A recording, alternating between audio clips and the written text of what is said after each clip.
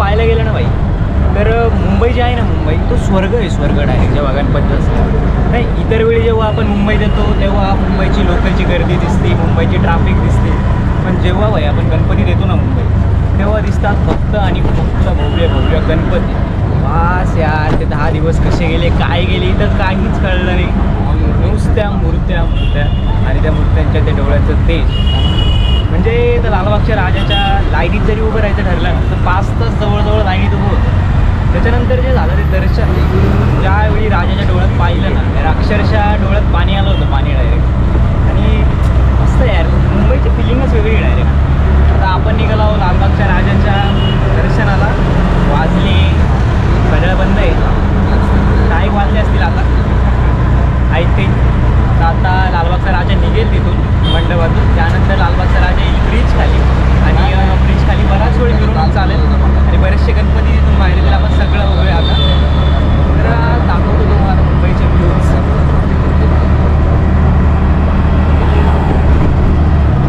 तर भाई आपण आत्ता आलो आहोत स्टेशनला. तर आता तुम्हाला जेव्हा केव्हा लालबागच्या राजाला जायचं असेल किंवा लालबागच्या राजाच्या विसर्जनासाठी जायचं असेल ना, तर तुम्हाला उतरावं लागेल करी रोड स्टेशनला. तर आता आपण आलो आहोत विद्याविहारला.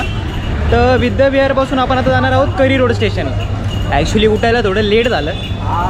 इकडे तुम्हाला किरोळचा राजा दाखवतो मी.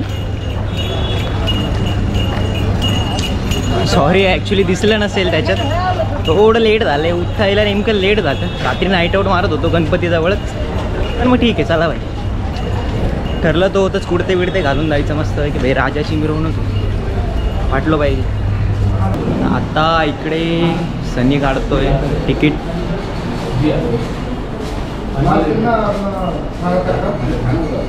आपण आलो आहोत आत्ता स्टेशनवर आणि आपण इथून पकडणार आहोत करी रोडची ट्रेन. आता भाई ट्रेनची वाट पाहू. नशीब आहे भाई की प्लॅटफॉर्मवर जास्त गर्दी नाही आणि एकदम जबरदस्त गर्दी सापडते, जबरदस्त गर्दी. आता ॲक्च्युली बरीचशी पब्लिक गेली असेल ना सकाळीच, आपल्याला झालेलं आहे लेट. ॲक्च्युली मी तर लॉकचं काही डोक्यात नव्हतं, पण माझा जो भाऊ आहे मोठो यात्री, आणि बळजबरी हातात गोप्रो दिला आणि भाई तू लॉक चालू कर, यूट्यूब चॅनल चालू कर. ठीक आहे, करून बघू यार, काय नवे एक्सपिरियन्स, नवं सगळं. ठीक आहे, तर डायरेक्ट भेटू आपण आता करी रोड स्टेशनला.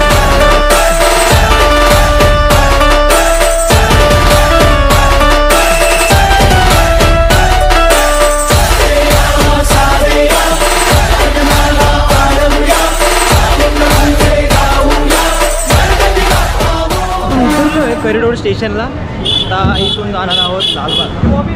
ॲक्च्युली पुलाखाली सर्व गणपती एकत्र येतात आणि त्यानंतर तिथून सुरू होतात मिरवणूक. लालबागच्या राजाचं जे दर्शन होतं ते रात्री 12 वाजेनंतर ते लोक चरण दर्शन बंद करतात आणि तिथले जे रहिवासी आहेत त्यांना प्राधान्य असतं. आणि रहिवाशांचं म्हणजे रहिवासी त्यानंतर दर्शन घ्यायला सुरुवात करतात. आणि एकदा सगळे रहिवासी तिथे मध्ये गेले तर गणपतीसोबतच गणपतीच्या मागे मागे ते बाहेर येतात. आता आम्ही लोक जास्त बोलणार नाही.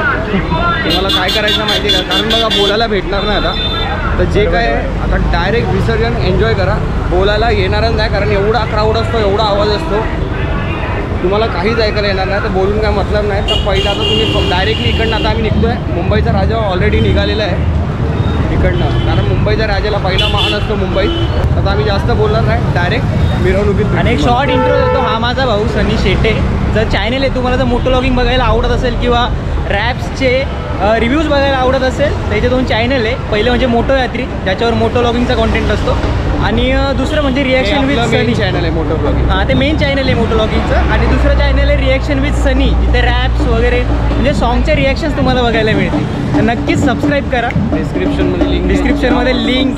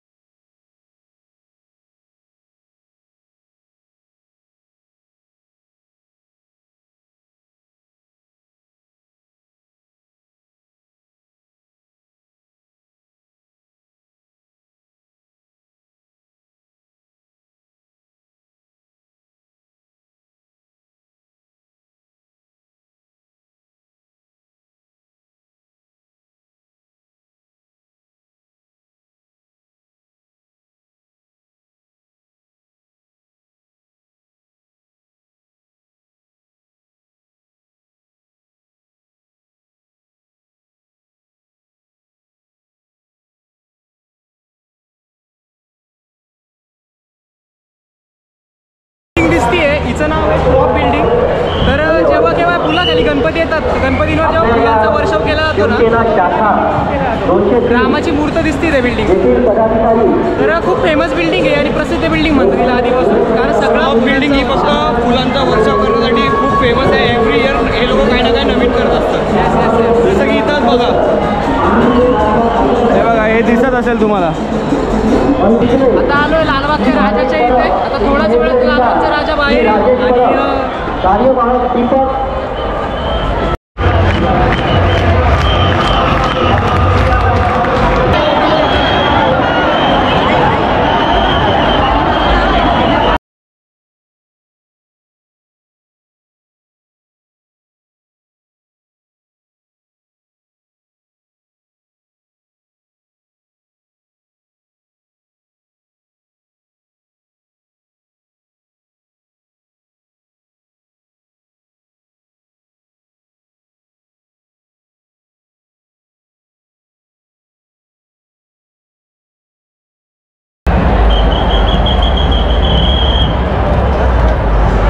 एनर्जी रिफिल करतो आता. वडापाव यार,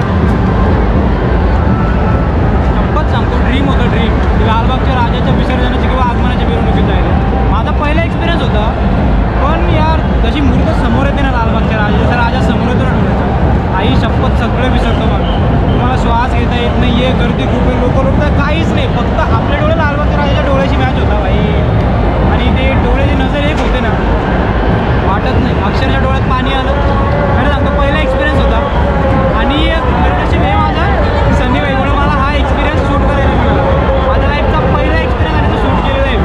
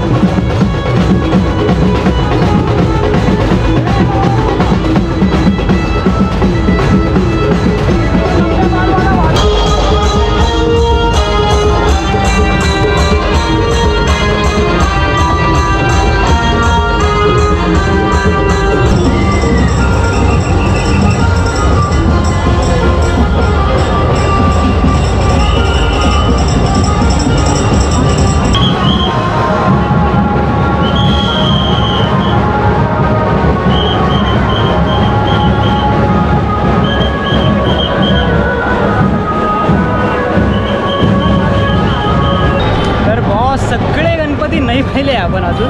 आता मागे तुम्ही बघू शकता किती गर्दी होती विसर्जनाला. तर आपण जेवढे गणपती पाहिले म्हणजे जितक्या फुटेज तुम्ही पाहिले ना ब्रो, त्या 20% पण नाही आहे, 20% पण गणपती पाहिले नाही. इतक्या गणपतीच्या मिरवणुका एका लाईनीत येत असतात. खूप खूप मजा येते, खूप मजा येते. आई शपथ सांगतो पूर्ण जायची इच्छा करते की डायरेक्ट म्हणजे विसर्जनाच्या पूर्ण मिरवणुकीत जायचं. आणि यार नेमकं आमच्या एरियात पण गणेश विसर्जनाचा मिरवणूक वगैरे, मग आम्हाला ना तिकडे जावं लागेल. तुम्ही बघू शकता किती गर्दी आहे जबरदस्त.